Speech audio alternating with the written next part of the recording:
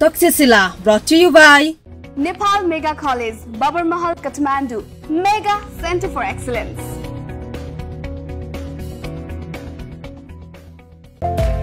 Admission open for Science, Management, Humanities. Jaya Multiple Campus. Gokarneswar Art, Makalbari, Kathmandu. पुर्याइदेऊ हरदम हरपल 24 घण्टा हामी तपाईको सेवामा।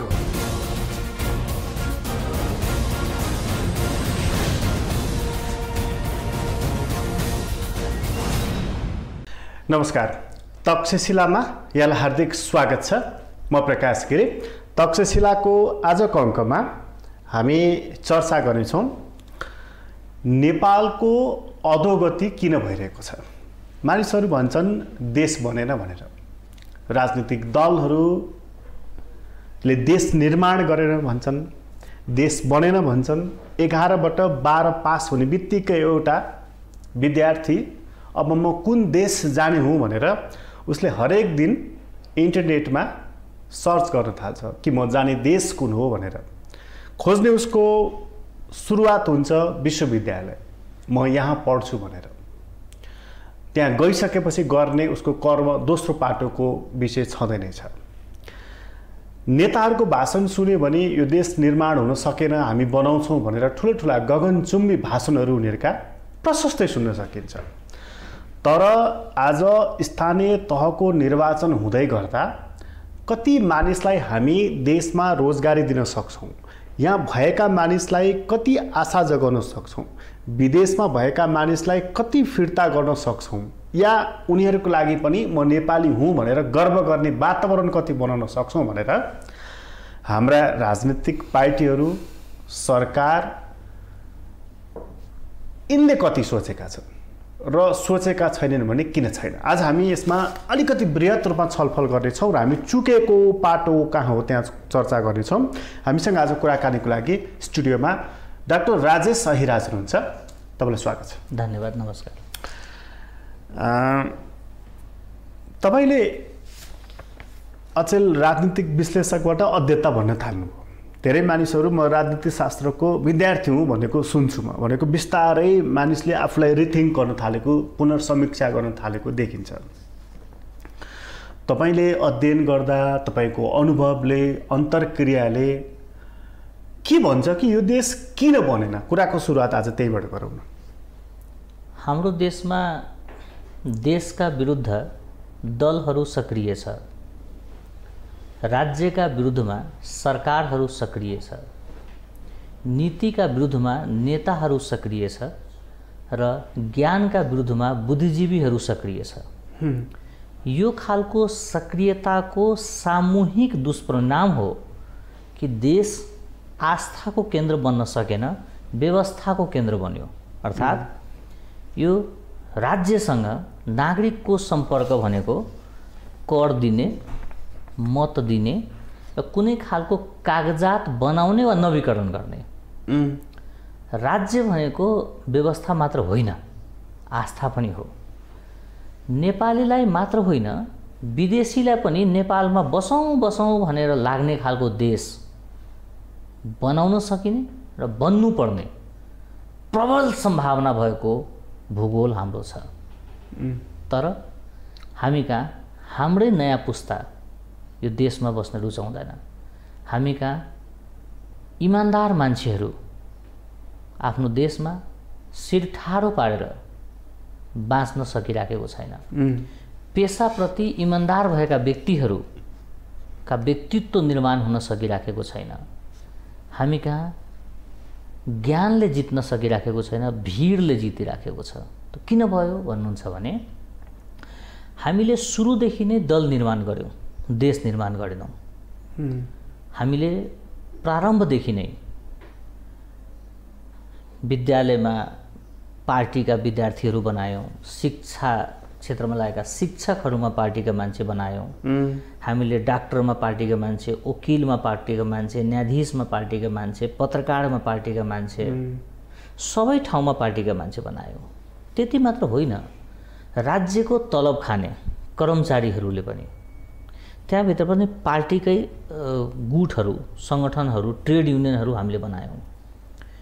भनेपछि राजनीति कहाँ गर्ने र कहाँ नगर्ने भनेर हामीले छुट्याएनौँ। राज्यको तलब खाएको छ, नेताको झोला बोकेको छ। म न्यायकर्मी हो भनेको छ, नेताको चम्चागिरी गरिराखेको छ।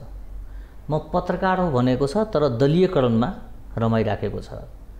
ऊ डक्टर छ भन्छ, इन्जिनियर छ भन्छ, तर उसको आबद्धता पेसाप्रति, देशप्रति, जनताप्रति नभएर दलप्रति, गुटप्रति र नेताप्रति छ।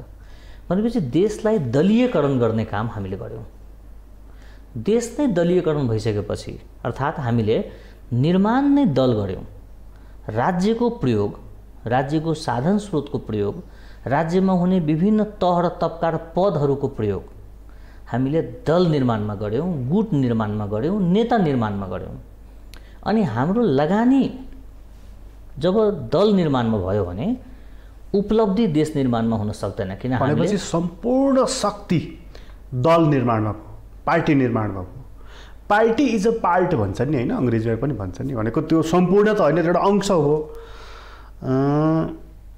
दल निर्माण गर्नु नै गल्ती हो त? समस्या नीतिमा छैन, समस्या नेतृत्वमा छ, समस्या नियतमा छ। दल निर्माण गर्नु नै गलत हो भने त हामीले फेरि निर्दलीयताको परिकल्पना गरेको कुरा आउँछ नि। हामी कहाँ दर्ताका हिसाबले 150 भन्दा बढी दल छ। केन्द्रीय राजनीतिका हिसाबले 1 दर्जन भन्दा बढी दल छ। तर मेरो दावा के छ भने नेपालमा सुरुदेखि नै एक दलीय राजनीति व्यवस्था छ भन्ने मेरो दावा हो। नेपालका नेताहरू बोल्ने बेलामा बहुदलीय कुरा बोल्छन्, तर व्यवहारमा एक दलीय राजनीति व्यवस्था सुरुदेखि नै अभ्यास गर्दैछ। तपाईँ सम्झिनुहोस्, कांग्रेस गलत हो र उनलाई 40 बुँदे माग बुझाएर जङ्गल छिरेकाहरू कांग्रेससँगै सरकारमा छन्। राजा हुनु हुँदैन, हामी गणतन्त्रवादी हौं भन्ने र राजा नभई हुँदैन भन्ने पार्टीका नेता एउटै सरकारमा प्रधानमन्त्री उपप्रधानमन्त्री भएर बसे। नेपाललाई कुनै पनि हालतमा संघीयता लागू गर्नु हुँदैन, संघीयता देशको हितमा छैन भन्ने नेता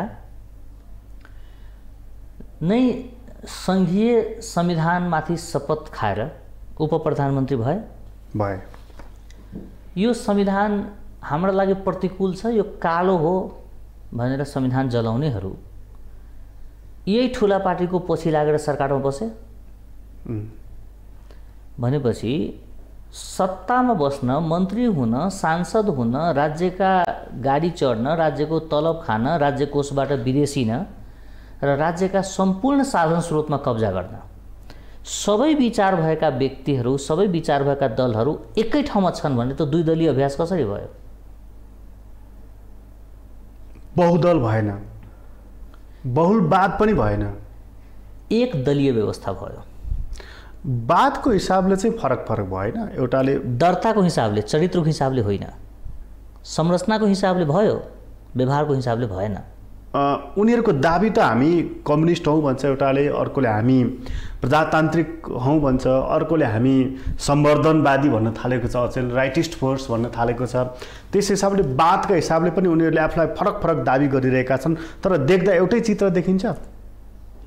त्यो दाबी उनका चरित्रसँग मिल्छ। जो व्यक्ति म कम्युनिस्ट हो भन्छ, उही व्यक्ति 3.5 करोडको गाडी चढेर देशभरि घुमिरहेछ कि कुन नागरिकको खुट्टामा चप्पल छ, कुनमा छैन। जुन देशमा गाउँका गाउँ नागरिकहरू आयोडिन भएको नुन खान नपाएर गलगाँड बोकेर हिँडिराखेको छ, जुन देशमा हरेक वर्ष बाढी आउँछ, हरेक वर्ष आगलागी भएर 100औं गाउँ जल्छ, जहाँ नेपाली मिडियाले शीतलहरले गर्दा 100 जना मान्छे मर्यो भन्छ, तर म भन्छु शीतलहरले मरेको होइन, गरिबीले मरेको हो। चिसोले मर्ने भएको भए त हिमालमा कोही पनि नागरिक बस्ने थिएन होला। ती मधेसमा मरेकाहरूलाई ओढ्ने र ओछ्याउने व्यवस्था भइदिएको भए मर्दैन थिए। अनि शीतलहरले मर्या हो कि गरिबीले मरेको? त्यो देशका नेता 3 करोड 3.5 करोडको गाडी चढ्ने, 3 लाखको मोबाइल बोक्ने, 5 लाखको जुत्ता लाउने, अनि म सर्वहारा वर्गको नेता हो भन्ने उनलाई भन्न लाज लाग्दैन, मलाई सुन्न लाज लाग्छ। तिनीहरू सर्वहाराको नेता होइनन्, सर्वआहाराका नेता हुन्। उनीहरू सर्वहाराको प्रतिनिधित्व पनि गर्दैनन्। उनको चरित्रले बताउँछ र प्रतिनिधित्व गरेको।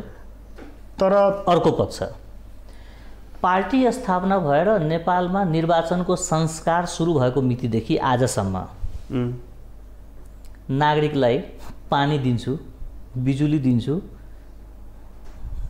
भन्दै आएको छ।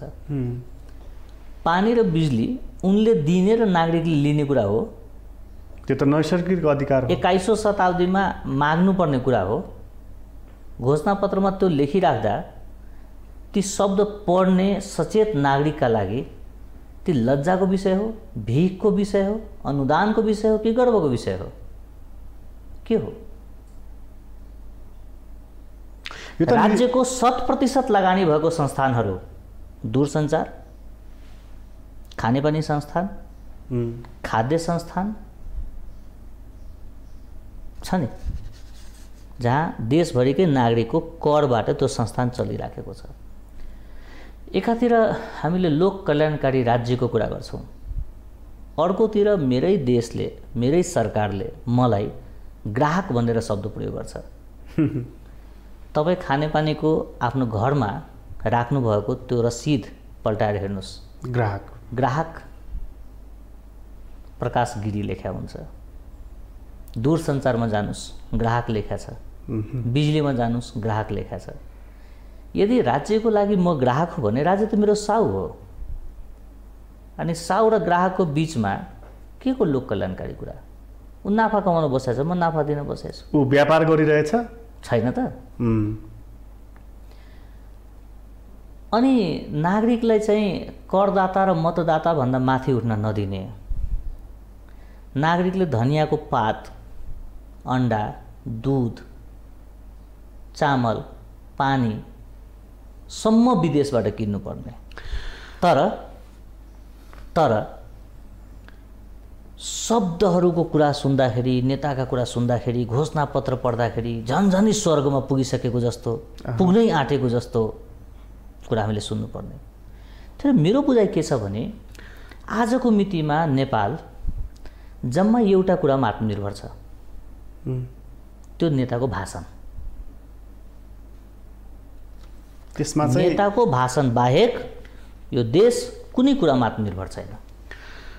तपाईको भनाइको आशय नेपाल बनाउने गरी कसैले काम गरेकै छैन, त्यसकारण यो बनिरहेको छैन। नेपालका नेताहरू नेपाली जनताका लागि राजनीति गरेन, नेपाली जनतासँगै राजनीति गरे।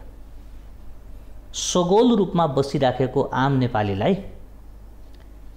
तिमी खस, तिमी मधेसी, तिमी दलित, तिमी जनजाति, तिमी फलानु, तिमी फलानु, तिमी फलानु भनेर आफ्नै देशका नागरिकलाई खण्डीकरण गर्नु यो राजधर्म होइन।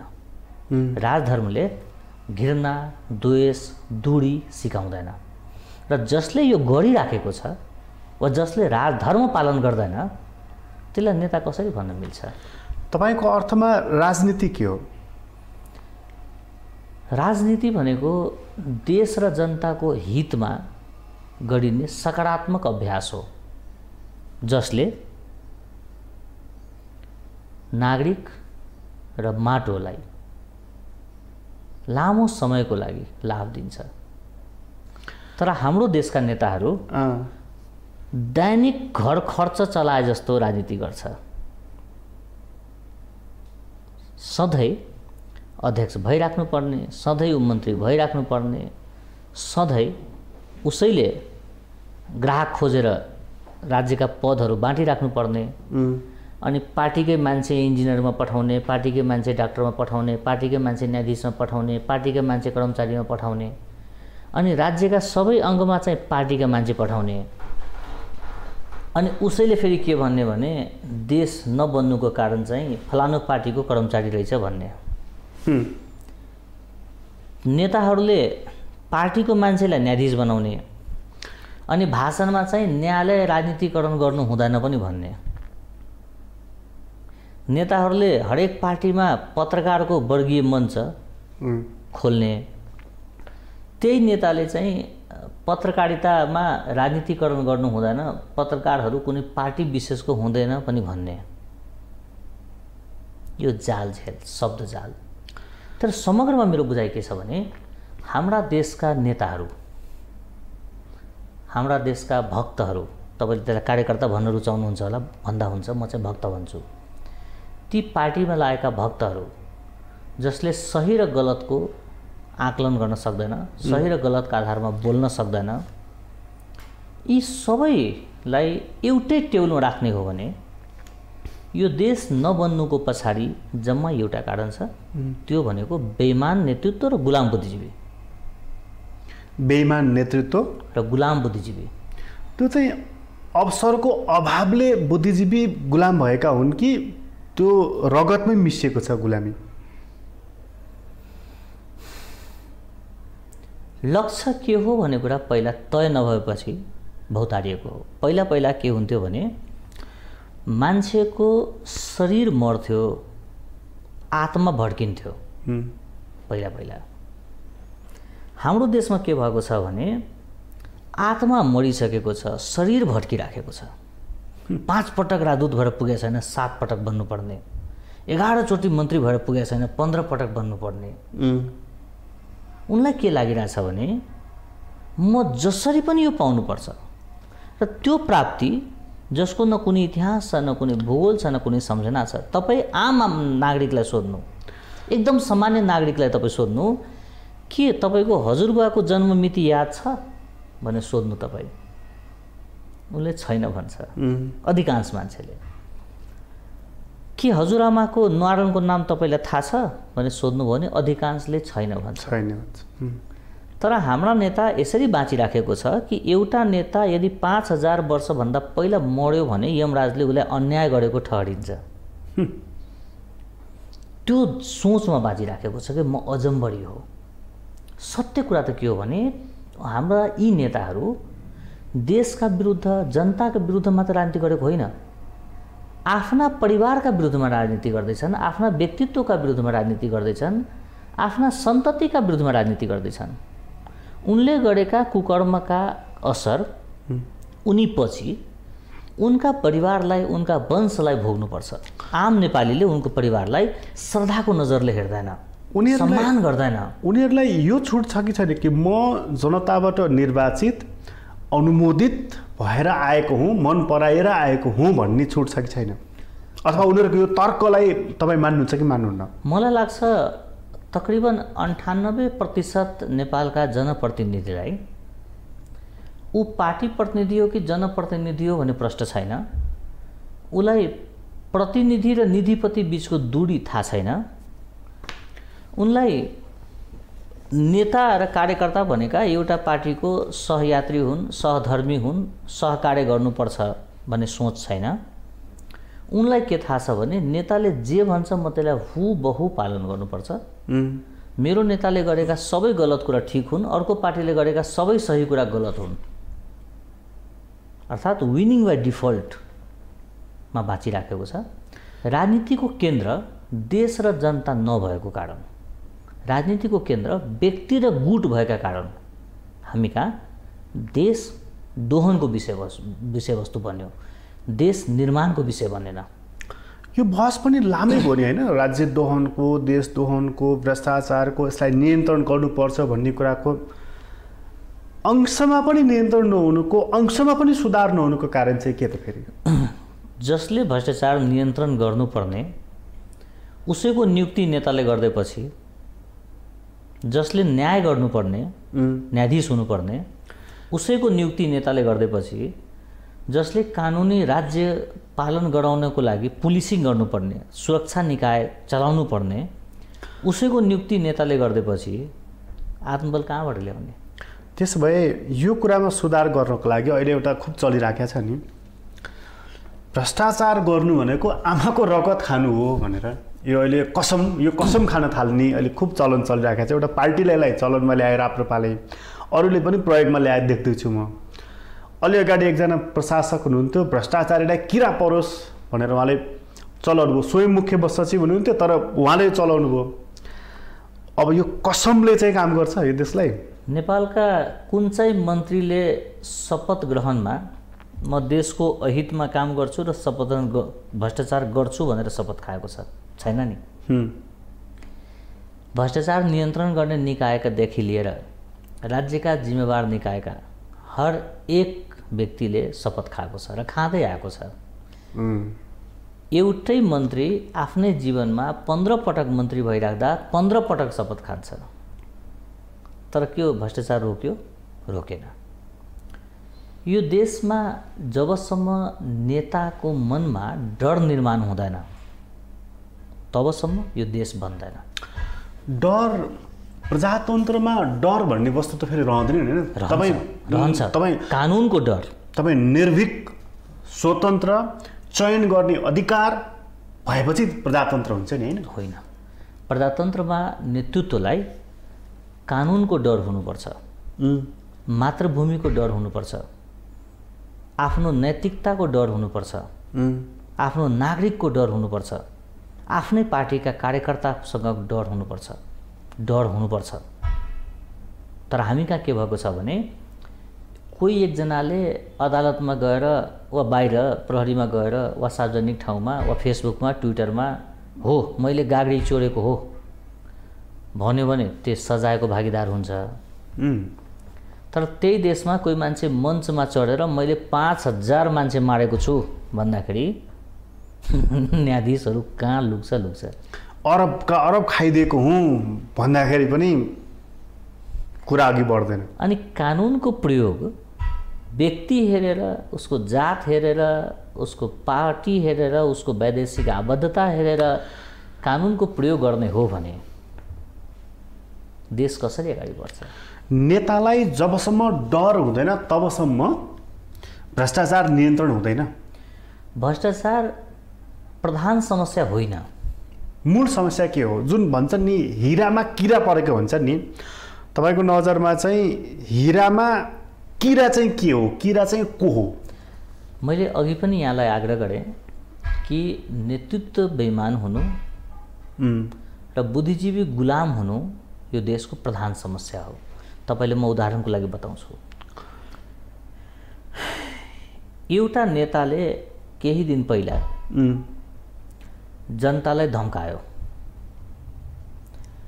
त्यो धम्काउँदाखेरि मलाई जति चित्त दुखेन त्योभन्दा बढी चित्त केमा दुख्यो भने त्यो वाम बुद्धिजीवीहरूले त्यो विषयमा बोल्दै बोलेन। वाम बुद्धिजीवीहरूले अर्को नेताले मेरो मान्छे फलानु ठाउँमा जितेन भने म बजेट रोकिदिन्छु भनेर धम्कायो। उनी धम्काइराख्दा उनको बौद्धिकतामाथि त मलाई दया लाग्यो, तर चारतारे बुद्धिजीवीहरू लुकेको हेर्दाखेरि मलाई झन् बढी पीडा भयो। त्यो बजेटै पठाउँदैन भन्ने मान्छे पनि पिएचडी होल्डर डक्टरेट गरे मान्छे हो नि? होला मलाई त उहाँको डिग्रीको विषयमा थाहा छैन। यो हामी कहाँ चाहिँ एउटा डक्टर भनिसकेपछि भयङ्कर बुद्धिजीवी बौद्धिक भन्ने एउटा जुन त्यो गलत हो, बुझाइ छ नि, त्यो गलत हो। पिएचडी भनेको कुनै खास विषयमा तुलनात्मक रूपमा बढी अध्ययन गरेको विषय हो र फेरि डिग्री हुनु र ज्ञान हुनु फरक कुरा हो। ज्ञानले चरित्र निर्माण गर्छ, डिग्रीले चाहिँ मात्रै चरित्र निर्माण गर्दैन। म तपाईले कहाँ भन्दै थिएँ भने बौद्धिकहरू चाहिँ तपाईको दुवै खालका बौद्धिकहरू, वाम खेमाको पनि प्रजातान्त्रिक खेमा पनि गुलाम भए। अनि गुलाम बुद्धिजीवीले के गरे भने आइनाको जस्तो जीवन बाँच्न छाडेर लेन्सको जस्तो जीवन बाँच्न थाले। जस्तै अहिले हुँदै गरेको निर्वाचनमा त्यही नेताले के भन्दैछ भने हामीले ठुलो त्याग, ठुलो तपस्या, ठुलो लगानी गरेर देशमा संघीयता ल्यायौँ, हामीले दुर्घटना उन्मुख व्यवस्थालाई जोगायौँ, हामीले नै संघीय लोकतान्त्रिक गणतन्त्रलाई हामीले थेग्यौँ भनेर भाषण पनि उसैले गर्दैछ। उसैले के गर्दैछ भने स्थानीय तहको टिकट केन्द्रबाट दिइराखेको छ, घोषणापत्र केन्द्रबाट लेखेर दिइरहेछ र भाषण गर्न पनि केन्द्रबाटै बथान बनाएर गइराखेको छ। एकातिर आचार संहिता पनि लागू छ हाम्रो देशमा, अर्कोतिर मन्त्री चाहिँ, प्रधानमन्त्री चाहिँ सेनाको हेलिकप्टर प्रयोग गरेर पार्टीको प्रचारमा गइराखेको छ। राज्यको काममा होइन, सरकारको काममा होइन, पार्टीको प्रचारमा। तपाईँ सोच्नुहोस् कि देशको मन्त्री, देशको प्रधानमन्त्री जसले 77 जिल्लाको नागरिकको करबाट तलब खाइराखेको छ, प्रधानमन्त्रीको पदमा बसेको व्यक्ति, सम्माननीय शब्द ग्रहण गरेको व्यक्तिले फलानुलाई जिता फलानुलाई हरा भन्न नैतिकताले दिन्छ? ऊ त यो देशको हर एक उम्मेदवारको साझा अभिभावक होइन? प्रधानमन्त्रीको हैसियतले म कुरा गर्दैछु। देशको प्रधानमन्त्री यो देशका हर एक उम्मेदवार, चाहे त्यो स्वतन्त्रबाट होस्, चाहे पार्टीबाट होस्, चाहे गठबन्धनबाट होस्, हर एक उम्मेदवारका लागि साझा अभिभावक हो। तर जो व्यक्ति सम्माननीय शब्द ग्रहण गरेको छ, उसले चाहिँ फलानुको छोरीलाई जिताइदे भनेको छ, फलानुको श्रीमतीलाई जिताइदे भनेको छ, फलाने चाहिँ जितेन भने गठबन्धनमा समस्या हुन्छ भनेको छ, फलानलाई चाहिँ जितेन भने म सिद्धिन्छु भनेको छ, यावत कुराहरू भन्दै आएको छ। के त्यो चरित्र अनुसारको पद र पद अनुसारको व्यक्ति कहीँ तालमेल देख्नुभयो तपाईँले? देख्नु भएन, कसैले पनि देख्न सक्दैन। त्यसमा उनको दोहोरो पदीय दायित्व छ नि। निजी हेलिकप्टर छ त काठमाडौँमा, जानु न, पार्टीको खर्च छ, पार्टीसँग बजेट होला, तपाईँकै तलब होला। किन सेनाको हेलिकप्टर? सेना कुनै पार्टी विशेषको हो, गठबन्धन विशेषको हो? सेनालाई बदनाम गर्ने अधिकार तपाईँसँग छ? सेनाले त्यसमा अलिकति स्ट्यान्ड लिनु मिल्दैन? कसरी मिल्छ? कार्यकारी प्रमुख हो नि त। अभिभावकले गलत गर्ने छुट हुन्छ? मलाई एउटा विचित्र लागिराख्यो यो 1-2 साता यता चाहिँ एउटा नेताले धम्काएको कुरा तपाईँले गरि नै हाल्नुभयो, दुर्घटना हुन सक्छ भन्दैछन् उनले। त्यहाँ पनि दाउपेच छ, त्यहाँ पनि दाउपेच छ। यहाँका बुद्धिजीवी साथीहरूले त्यसलाई ध्यानले सुने नै कुरा। छोरीले के भन्दैछ भने मतपत्र च्यात्नु दुर्घटना थियो भनेछ हो, बाउले भन्दैछ फेरि दुर्घटना हुन्छ भन्दैछ। त्यो दुइटैलाई एकै ठाउँमा राखेर हेर्नु त, त्यो के हो? त्यो त्यसमा प्रमुख निर्वाचन आयुक्तको भनाइ पनि सुन्नुपर्छ। यसपटक हामीले बाक्लो नच्यातिने निर्वाचन छापेका छौँ भनेर होइन, मैले बाउ छोरीको संवादको मात्रै कुरा गर्दैछु। छोरीले मतपत्र च्यातिनु दुर्घटना हो भन्दैछ, बाउले फेरि दुर्घटना हुन्छ भन्दैछ। त्यसले फेरि मतपत्र च्यात्छु भने होइन। यहाँनिर नाम लिउँ, प्रचण्डजीले सङ्केत गरेको दुर्घटना उनको छोरीमै पुगेर टुङ्गिन्छ कि एउटा राजनीतिक प्रणाली व्यवस्थासँग इङ्गित गरेका हुन् उनले? देश ठुलो कि दल ठुलो? त्यो त सँगै रहेर देश ठुलो हो। देश ठुलो हो भने निर्वाचन हुनु भनेको दुर्घटना हुनु हो? व्यक्ति त आउँछ जान्छ। उनी हार्दा देश दुर्घटनामा जाने, उनका छोरी हार्दा व्यवस्था दुर्घटनामा जाने, उनको नाति हार्दाखेरि पुरा संसार दुर्घटनामा जाने, यस्ता फर्जी कुरा बोल्नु हुँदैन। आफ्नो ओहदाको पनि ख्याल राख्नुपर्छ। परिणाम उनको अनुकूल आएर पनि फर्केर हिजो पनि 52 देखि 62 सम्म त त्यही चक्र चलेकै थियो नि, त्यो चक्र दोहोरिन्छ भन्ने सङ्केत गरेका हुनु उनले? होइन, उनलाई के लागिरहेछ भने मैले भनेको कुरा हुबहु हुनैपर्छ। उनलाई यो कुराको बिल्कुलै ज्ञान छैन कि समय बदलिसक्यो, परिवेश बदलिसक्यो, मतदाताहरूको बौद्धिकता बदलिसक्यो, नेपालीहरू मौन छन्, मूर्ख छैनन्। जनतालाई मञ्च पछि ठग्न मिल्दैन, जनतालाई भाषण पछि ठग्न मिल्दैन, दिनभरि झुटो बोल्न मिल्दैन, टेलिभिजनहरू छ, रेकर्ड गर्छ। त्यो चाहिँ उहाँलाई ज्ञान छैन। उहाँले के गर्नुहुन्छ भने दिनको 20वटा ठाउँमा भाषण गरेर समावेशिता नै मेरो पार्टीको जड हो, दलित, जनजाति, महिला, मधेसीका लागि हामी लड्दैछौँ भन्छ। अनि बेलुका भाइलाई राष्ट्रिय सभामा पठाउँछ। उनले के गर्छ भने हामी वंशवादका विरुद्धमा क्रान्ति गऱ्यौँ भन्छ, अनि आफ्नो परिवारको भयभरिका मान्छेलाई ठाउँमा राख्छ। यस्ता थुप्रै दोहोरो मानसिकताका कुराहरू। जो व्यक्तिले हामी परिवर्तनका प्रतीक हौँ भन्छ, उसले 35 वर्षसम्म पार्टीको अध्यक्ष भएर बस्न मिल्छ? त्यहाँ परिवर्तन गर्नु पर्दैन।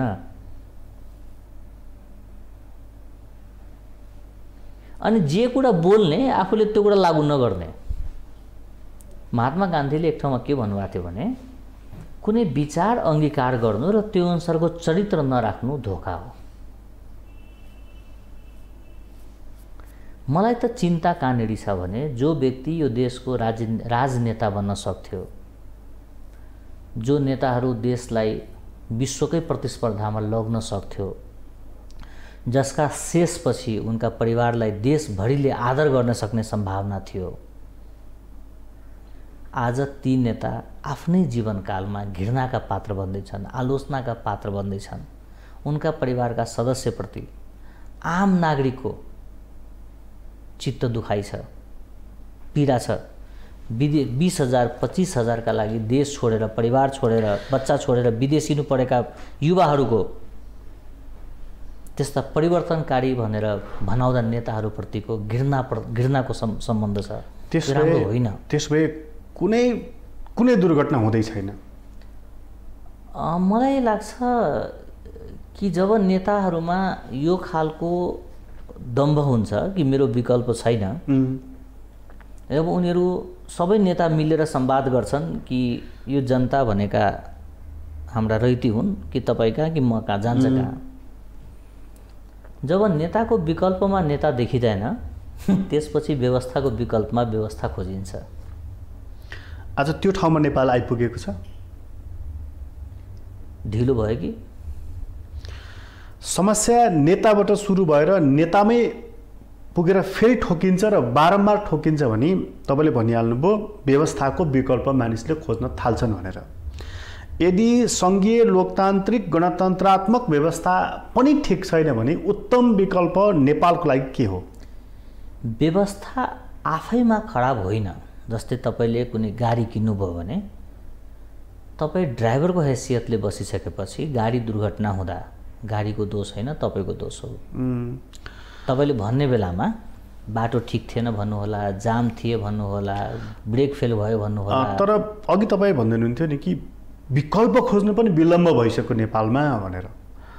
धेरै पनि भएको छैन नि गणतन्त्र आएको। गणतन्त्र कसका लागि आयो? के गणतन्त्र आएर नेपालमा रहेका विदेशी ऋणहरू कुनै सरकारले तिर्यो वा कम गर्यो? के गणतन्त्र आएपछि नेपालका युवाहरू विदेशी जान छोडे? के नेपालका विद्यार्थीहरू नेपालमै शिक्षा पाउन थाले? के नेपालमा शिक्षा, स्वास्थ्य र कानुनी उपचार निःशुल्क र समान हैसियतको भयो? के चाहिँ भयो? गणतन्त्र कसका लागि आयो? कहाँसम्म पुग्यो गणतन्त्र? नेतालाई तलब दिन, नेतालाई बजेट दिन, नेताको परिवारलाई रोजगारी दिन गणतन्त्र आएको हो। गणतन्त्र नभइदिया भए पनि कुनै अर्को तन्त्र हुन्थ्यो होला, यो पात्रको ठाउँमा अर्को पात्र हुन्थ्यो होला, तर हुन त यदि हुन्थ्यो नि, होइन र? यिनै हुन्थेन नि त। जस्तै हाम्रो देशमा यिनले के गरे भने, अनि तर म तपाईँले प्रश्न गर्छु, यो विषय गम्भीर विषय तपाईँले उठाउनु भएको छ। हाम्रो देशमा के गरिदियो भने राज्य पुनर्संरचना आयोग गठन गर्यो। हो, राज्य भनेको भूगोल मात्रै हो, होइन नि? यिनले गाउँपालिका, नगरपालिका र संसदको निर्वाचन क्षेत्रलाई रिस्ट्रक्चर गरेर राज्य पुनर्संरचनाको काम हामीले सक्यौँ भन्यो। जबकि राज्य पुनर्संरचना भनेको नेपालको न्यायपालिकाको पुनर्संरचना हुनु पर्थ्यो, कार्यपालिकाको पुनर्संरचना हुनु पर्थ्यो, विधायिकाको हुनु पर्थ्यो, दलीय व्यवस्थाको हुनु पर्थ्यो। राज्यमा जति पनि अवयवहरू छन्, प्रत्यक्ष परोक्ष, डाइरेक्ट ड्राइभिङ, इन्डाइरेक्ट ड्राइभिङ, टुलहरू सबैको हुनुपर्ने होइन र? भूगोलको मात्रै संरचना गरेर हामीले राज्य पुनर्संरचना गरिदियौँ भनेर यिनले ठगिराख्दा नेपालका कति प्रतिशत बुद्धिजीवीहरू ठगाइराखेका थिए। भनेपछि यो गणतन्त्रको केही औचित्य छैन? दोष व्यवस्थाको होइन, दोष यसका सञ्चालकहरूको हो। दोष नीतिमा छैन, नियतिमा छ। सञ्चालकहरू बदलिए भनेदेखि चाहिँ यो गणतन्त्र ठिक छ? यिनै दलभित्र भक्तहरू देश केन्द्रित राजनीति थाल्ने हो भने, आफ्नै पार्टीभित्र परिवर्तनका प्रारम्भ गर्ने हो भने, यिनै दलभित्र रहेका भक्तहरूले आफ्ना दलपतिलाई विदेशको गुलामी नगर, देश बना भनेर डोर्याउन सक्ने हो भने हाम्रो देश शान्त हुन 5 वर्ष र समृद्ध हुन अर्को 5 वर्ष 10 वर्ष काफी छ। तर भइ के राखेको छ भने नेताले विदेशी बोक्ने, कार्यकर्ताले नेता बोक्ने, जनताले कर बोक्ने, देशले दुःख बोक्ने। योभन्दा माथि छौँ र हामी। अब यिनलाई नबोक्ने भन्ने तपाईँको निष्कर्ष? म निष्कर्ष दिन सक्ने वा परिवर्तन ल्याउन सक्ने सम्पूर्ण सामर्थ्य म राख्दिनँ।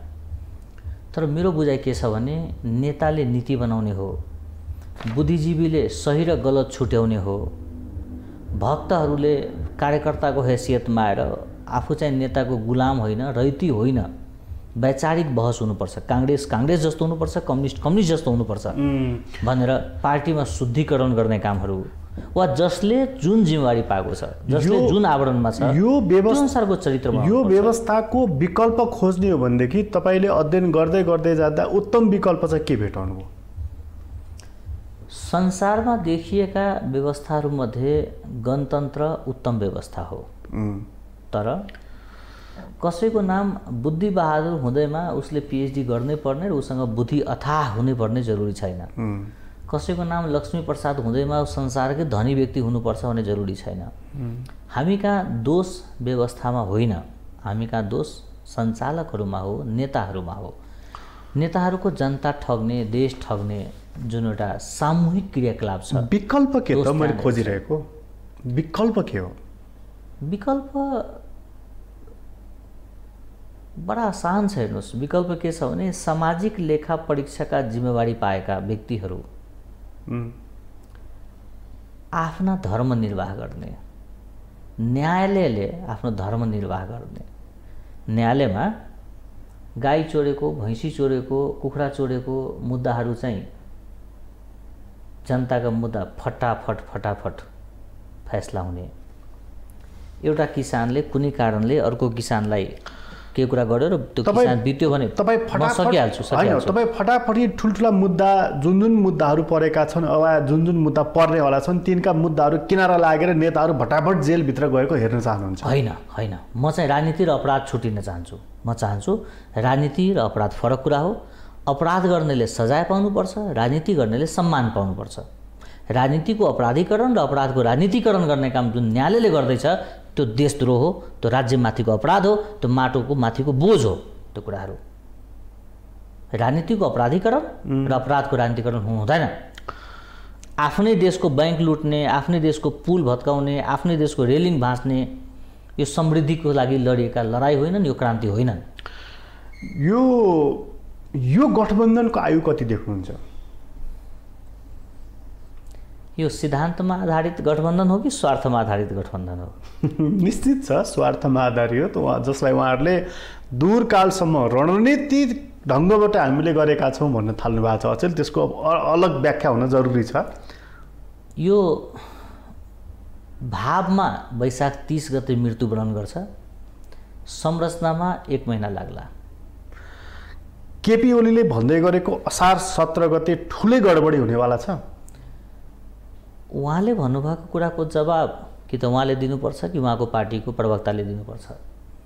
तर मेरो बुझाइ चाहिँ के छ भने वैशाख 30 मै दुर्घटना देखिन्छ। यो समीकरणमा गठबन्धनमा गडबडी हुन्छ, त्यसले गर्दा समीकरणमा असर पर्छ भन्ने तपाईँको विश्लेषण होइन। हिजोसम्म नेपाली मतदाताले दललाई केन्द्रमा राखेर मत दियो, जसका दुरुपयोग सबै दलले गरे, जस्तो पनि व्यक्तिलाई टिकट दिइहाले। यसपटक व्यक्तित्वलाई केन्द्रमा राखेर मत दिन्छ, जसले गर्दा अब पछिको निर्वाचनमा नेताहरूले व्यक्तिलाई केन्द्रमा राखेर टिकट दिन्छ। एउटै चुनावले यत्रो सद्बुद्धि पलाउँछ र ठुलो उलटफेर हुन्छ भन्नेमा तपाईँ आशावादी हुनुहुन्छ? वैधानिकता कायम छ र सामाजिक स्वीकृति गुम्दै गएको कुरा आभास हाम्रो नेतामा भइसकेको छ। नभए एउटा व्यक्ति जिताउन 3-3वटा पूर्व प्रधानमन्त्री पुग्नु पर्थ्यो र? त्यो प्रचार होइन नि, उहाँहरूको ग्राभिटी सिद्धिएको सङ्केत हो। डराएको, स्वीकारोक्ति सिद्धिएको। स्वीकारोक्ति सिद्धिएको सङ्केत हो। त्यसो भए यो गठबन्धनको आयु चान्चुन 1 महिना रह्यो। अब निर्वाचनमा गठबन्धन गर्नु राजनीतिक अपराध हो। म यो प्रश्न गर्छु है तपाईँलाई, किन अपराध हो भनेर। गठबन्धन गरेर टिकट वितरण गर्दा त्यो पार्टीले कति मत पायो त्यो प्रश्न हुँदैन, किनभने गठबन्धनको उम्मेदवार हुन्छ र त्यो गठबन्धनका सबै घटक दलले त्यसलाई भोट दिनुपर्छ। जुन निर्वाचनले पार्टीको मत प्रश्न गर्दैन, जुन निर्वाचनले उम्मेदवारको स्वीकारोक्ति प्रश्न गर्दैन, जुन निर्वाचनले म्याच फिक्सिङको काम गर्छ वा जुन निर्वाचनले चिट चोडेर पास गर्ने व्यवस्थालाई वैधानिकता दिन्छ, त्यो निर्वाचन सही निर्वाचन होइन। त्यही भएर गठबन्धन, निर्वाचनमा गठबन्धन है, निर्वाचनमा गठबन्धन यो संहितामाथिको प्रहार हो, निर्वाचनको मर्ममाथिको प्रहार हो। तपाईँ संहिताको प्रिय मानिस त होइन नि, ठिकै छ नि त्यसो भए त? होइन, म संहिताको प्रिय मान्छे हो। म सुरुदेखि नै भन्दैछु कि संहिता देशका लागि आउनुपर्छ, जातका लागि होइन। मेरो 10 वर्ष भइसक्यो 1 देश 2 दल र 3 प्रदेश भन्दै आएको छु म। तपाईँसँगै सागरमाथा टेलिभिजनमा आजभन्दा तकरिबन 5 वर्ष पहिला तपाईँकै कार्यक्रममा भनेछु कि यो देशमा चिरकालीन समाधान खोज्ने हो भने 1 देश 2 दल र 3 प्रदेश। प्रदेश पनि कस्तो? 24 जिल्लाको हरेक प्रदेशले भारत र चीनको सीमा छुने, काठमाडौँ, ललितपुर र भक्तपुर कमन टेरिटोरी, यो कसैको नै सबैको साझा। अनि म 3टा प्रदेशको वकालत गरिराख्दा म संहिताको प्रिय मान्छे होइन भनेर कसरी भन्ने? तपाईँको त्यो स्वरूपलाई चाहिँ मानिसहरूले पहिलाको अञ्चल विकास क्षेत्रसँग जोडेर हेरेका थिए क्या, त्यस कारणले उनले हेर्न पाउँछन्। किनभने उनलाई विकास गर्नु छैन, उनलाई कार्यकर्ता भर्ती गर्नु छ, उनलाई टोल पछि मुख्यमन्त्री राख्नुपर्ने होला, उनलाई पार्टीका हरेक सदस्यलाई तलब खुवाउनु पर्ने होला, उनलाई दल निर्माण गर्नुपर्ने होला, तर मलाई देश निर्माण गर्नु छ। त्यही मेरो बुझाइ के छ भने संहिता देशका लागि आउनुपर्छ, दलका लागि होइन, व्यक्तिका लागि होइन, पार्टीका लागि होइन, जातका लागि होइन। यो नयाँ संविधान जारी भएर आएपछिको दोस्रो चुनावमा हामी छौँ र स्थानीय तहको निर्वाचनको क्रममा छौँ हामी, होइन? होइन, यसलाई कसरी स्थानीय तह भन्ने? मैले यसलाई अलिक प्राज्ञिक बहस गरौँ न। यसलाई स्थानीय तहको निर्वाचन कसरी भन्ने? टिकट केन्द्रबाट गएको छ, घोषणापत्र केन्द्रबाट गएको छ, भाषण दिनेहरू केन्द्रबाट गएको छन्। यसले के देखाउँछ भने एकातिर संहिताको मूल मर्मअनुसार यिनका चरित्र भएन, राज्यको संरचनागत रूपमा हेर्ने हो भने, दलीय रूपबाट हेर्ने हो भने केन्द्रीय नेतालाई के लाग्छ भने जिल्ला स्तरीय नेता नालायक छन्, यिनी व्यक्ति चयन गर्न सक्दैन, जिल्ला स्तरीय बुद्धिजीवी नालायक छन्, उनी घोषणापत्र बनाउन सक्दैनन्, जिल्ला स्तरीय व्यक्तिहरूको सोच काम लाग्दैन, हामीले नै लगेर चम्चामा राखेर मुखमा हालिदिनुपर्छ भनेपछि यिनका अभ्यासै केन्द्रीकृत भयो। यो सङ्घीय अभ्यास भएन र स्थानीय तह पनि भएन भन्ने तपाईँको जिकिर रह्यो। स्वस्थ रूपबाट स्थानीय तहको निर्वाचन हुन दिएनन्। तर म चाहिँ के प्रश्न गर्न खोज्दैछु तपाईँलाई भने यो स्थानीय यो सङ्घीय संविधान आइसकेपछि, यो संविधान आइसकेपछि दोस्रो पटक निर्वाचन हुँदैछ। जो मानिसहरू भन्थे नि यो प्रणालीमाथि प्रश्न अघि तपाईँले पनि भन्नु विलम्ब भयो है यसको विकल्प खोज्नको लागि भनेर, तर दोस्रो आवधिक निर्वाचन प्रारम्भ भएपछि त अब यो संस्थागत भएन र? म फेरि पनि दोहोऱ्याउँछु कि व्यवस्था कानुन मात्रले समस्याको समाधान दिँदैन। हाम्रो देशमा कति धेरै कानुनहरू छ, यसको ड्राइभिङ फोर्स लिडरसिप जसले देश र जनताको लागि राजनीति गरेर हामीलाई शान्ति र समृद्धितर्फ समभावतर्फ लानु पर्थ्यो, त्यस्ता खालका चरित्र निर्माण भएन। तपाईँले म जम्मा 2टा घटना सुनाउँछु। मृत प्राय भइसकेको संसदलाई एउटा पूर्व श्रीपाँचले जीवित गरिदियो, जसका कारणले संसद जीवित भयो, त्यो संसदले उनीलाई सिध्याइदियो। माक्रो ताल पर्यो, बच्चाले माउ खान्छ नि। एउटा सरकारले संसद विघटन गर्यो, संसद विघटन गरेपछि एउटा हातमा सक्कल नागरिकता, अर्को हातमा त्यसको फोटोकपी बोकेर हिँडेरै सर्वोच्च पुगेका केही सांसदहरूले मुद्दा हाले त्यही संविधानलाई टेकेर, जुन संविधानमा एउटा संसदको कार्यवधि प्रश्न छ नि, संविधानको त्यही संविधानलाई टेकेर मुद्दा हाल्यो कि यो संविधानमा मेरो कार्यकाल प्रश्न छ र कार्यकालभरि म काम गर्न पाउनुपर्छ भनेर मुद्दा हाले। जुन प्रधान न्यायाधीशले यिनलाई जुन संविधान टेकेर ल तपाईँको कार्यकाल पुरा हुनुपर्छ भनेर पत्र दियो, यिनले त्यही प्रधान न्यायाधीशको त्यही संविधान बमोजिमको कार्यकाल पुरा हुन दिएन। यो तहको बेइमानहरूले देश चलाउँछ। यिनको कार्यकाल पुरा हुनुपर्ने, उनको कार्यकाल पुरा हुन नहुने। एउटा पिउनलाई तपाईँले हटाउनु पर्यो भने उसले गरेको गल्ती उसलाई बताउनु पर्छ, उसलाई प्रष्टीकरण सोध्नुपर्छ, उसको जवाब उचित छ या छैन तपाईँले हेर्नुपर्छ।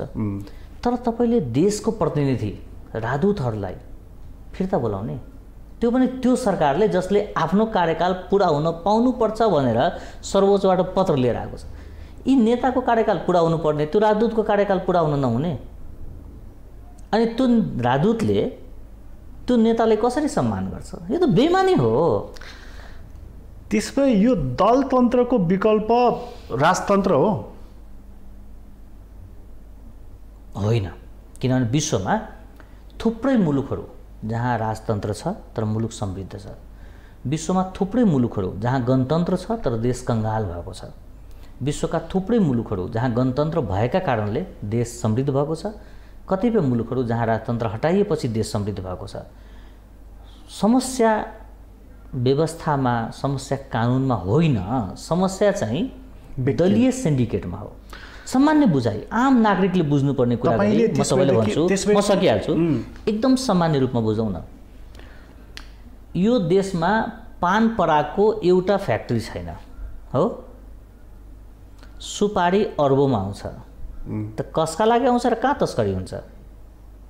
जुन देशका पूर्व प्रधानमन्त्रीहरू सुपारीमा कमिसन खान्छ, इलायचीमा कमिसन खान्छ, लङमा कमिसन खान्छ, यस्ता अनैतिक व्यक्तिले देश बनाउँछ कसले त? अलि अगाडिसम्म त काठमाडौँमा खुब चर्चा हुन्थ्यो एउटा इमरान खान चाहियो भनेर, ती पनि ढलिहाले पाकिस्तानमा। राजा होइन भनिहाल्नुभयो तपाईँले। मैले एक थरी मान्छे अब होइन सेनाको ब्याकअपमा सेनाले भन्न थालेका छन्, प्रोभोक गरेको देख्दैछु म। सायद त्यो पनि उत्तम विकल्प होइन होला भन्दाखेरि अहिले जे छ यसलाई सुधार गर्नुको त विकल्प केही पनि रहेन नि हामीसँग। यसको सबैभन्दा सहज विकल्प के छ भने नेपालका न्यायमूर्तिहरू सबैभन्दा पहिला आफ्नो मातृभूमि सम्झिने, आफ्नो देशको माटो सम्झिने र राजनीति र अपराध छुट्याउन थाल्ने। राजनीति र अपराध छुटिने बित्तिकै पार्टीभित्र रहेका सदाचारी नेताहरूले उच्च स्थान पाउन थाल्छ, नैतिकवान नेताहरू माथि आउन थाल्छ, अपराधी, भ्रष्ट, हत्यारा र फरक खालका चरित्र भएका नेताहरू अपराधको तह बमोजिम सजाय पाउँछ। सुधारको कुरा भयो, म सुधारकै कुरा गर्दैछु। म न्यायालय सबैभन्दा पहिला, सबैभन्दा अगाडि सर्न जरुरी छ। यी नेपाल अरूले बनाइदिँदैन, अरूले दिएको भिख, अरूले दिएको अनुदान, अरूले दिएको परियोजनाबाट देश बन्दैन। विदेशीको पैसाले देश बन्ने भएको भए नेपालमा 241वटा INGO काम गर्दैछ, देश बन्यो। नेपाललाई दिने भिख दिने देशहरू 70 वर्ष 75 वर्षदेखि हामीले भिख दिँदैछौँ भनेर सबै भाषामा भन्दैछ, देश बन्यो। देश बन्ने भनेको नेपालीले नै बनाउने हो। त्यसका लागि सबैभन्दा पहिला नेपालको न्यायालय देश केन्द्रित हुनु पर्यो, कानुन केन्द्रित हुनु पर्यो, सही अर्थमा न्यायालय हुनु पर्यो। आज धेरै मान्छेले न्यायालयलाई निर्णयालय भन्न थालेको छ। त्यो न्यायालयको गरिमा बिग्रिँदैछ। त्यही भएर न्यायाधीशहरू, कानुनकर्मीहरू सबभन्दा पहिला दलबाट मुक्त हुने र देशसँग जोडिने, अपराध र राजनीति छुट्याइदिने।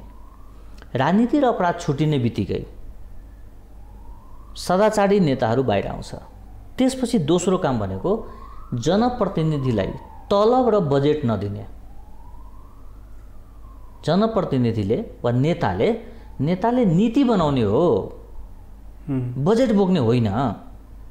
कुनै सांसदले मेरो निर्वाचन क्षेत्रमा विद्यालय छैन, त्यहाँ विद्यालय खोल्नुपर्छ भनेर भन्नु ठिक हो। त्यो विद्यालयको जस्ताको पैसा खै, त्यस विद्यालयको इँटा किन्नु पर्यो पैसा खोइ, त्यो विद्यालयको लागि जग्गा किन्नु पर्यो पैसा खोइ भनेर पैसा चाहिँ हालेर हिँड्ने होइन। नेताले नीति बनाउने हो।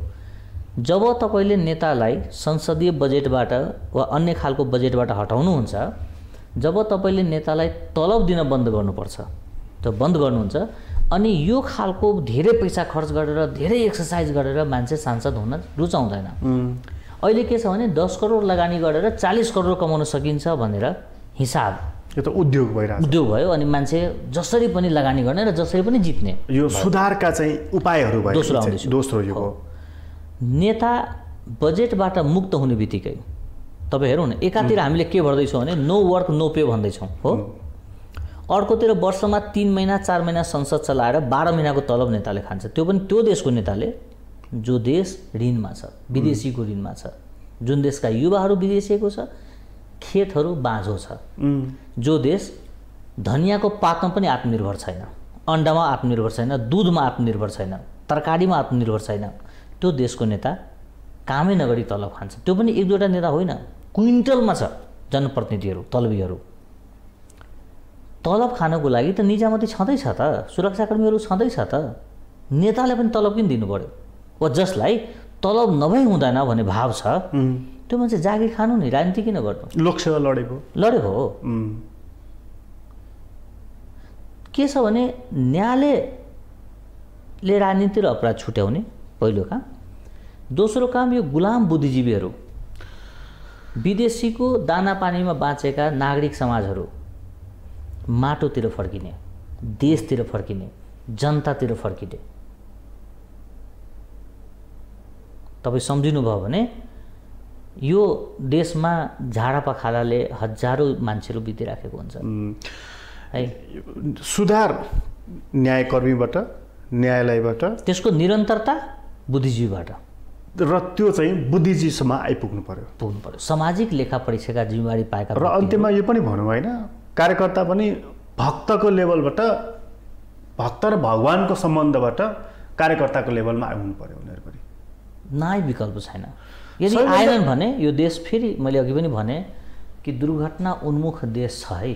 किनभने जब मान्छेमा आक्रोश हुन्छ, जब मान्छेले न्याय पाउँदैन, जब मान्छेले यो लाग्छ कि राज्य व्यवस्थाले न्याय गर्दैन, जब मान्छेले यो लाग्छ कि न्यायालयले न्याय गर्दैन, त्यसपछि ऊ आफैले न्याय गर्न थाल्छ र त्यो नेताहरूको लागि घातक हुन्छ। त्यो भने त श्रीलङ्कन मोडल हुन्छ। आज नेताको घर, मन्त्रीका घरहरू जलिरहेका छन्, डरलाग्दो परिदृश्य देखिरहेको छ त्यहाँ। यही बाटोमा हिँड्यो भने नेपालका अधिकांश नेताहरू भौतिक रूपबाट सुरक्षित हुँदैन। तपाईँलाई धेरै धन्यवाद। आदरणीय दर्शकवृन्द, तपाईँलाई पनि धन्यवाद। आज हामीले कुराकानी गऱ्यौँ डाक्टर राजेश अहिराजसँग। उहाँसँगको कुराकानी अहिलेलाई यति नै। तक्षशिलाबाट म प्रकाश गिरीलाई बिदा दिनुहोस्। ग्लोबल टेलिभिजन हेर्दै गर्नुहोला। नमस्कार।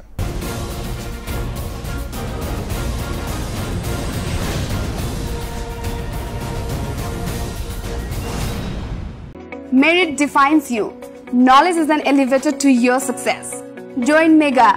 Enjoy the global academic environment and cherish the crowning achievements. Pre-registration open for +2 Science, Management and Law. Join us. Nepal Mega College, Babar Mahal, Kathmandu. Mega Center for Excellence.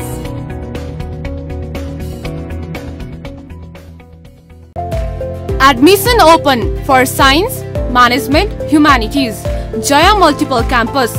Gokarneswar 8, Makalbari, Kathmandu. Phone number 9851223214, 5134140, 5134081. info@jmcampus.edu.np. पहिला त त्यो पारीपट्टि जुत्ता polish गर्थे, अहिले त बन्द छ त। कहाँ गएछ त्यो भाइ? हजुर, त्यसको के कुरा गर्ने हजुर, त्यो त लोकल बसमा लिन्टिङ हल्लिँदै आउँदै होला हजुर।